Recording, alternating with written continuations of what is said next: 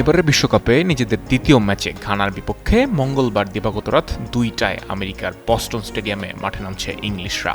এর আগে নিজেদের শেষ ম্যাচে ক্রোয়েশিয়ার বিপক্ষে 4-2 গোলের জয় দিয়ে বিশ্বকাপে উড়ন্ত সূচনা করে ইংল্যান্ড। অন্যদিকে পানামাকে 1-0 গোলে হারিয়ে ঘানাও রয়েছে বেশ ফর্মে। বিশ্বকাপ স্কোয়াড ঘোষণার সময় বেশ কয়েকজন পরিচিত মুখকে দলে না রাখায় বেশ সমালোচনার মুখে পড়েন ইংলিশ বস থমাস তুখেল। তবে প্রথম ম্যাচে ক্রোয়েশিয়ার বিপক্ষে দুর্দান্ত জয় এখন প্রশংসায় ভাসছেন তিনি। অন্যদিকে 73 র্যাঙ্কড টিম হয়েও বিশ্বকাপের প্রথম ম্যাচে নিজেদের 40 র্যাঙ্ক উপরের দল পানামাকে শেষ মুহূর্তের গোলে হারিয়ে বেশ আত্মবিশ্বাসের সঙ্গে মাঠে নামবে ঘানা। মেসি এমবাপ্পের পর গোল্ডেন বুট রেসে যোগ দিতে চাবেন হ্যারি কেইনও।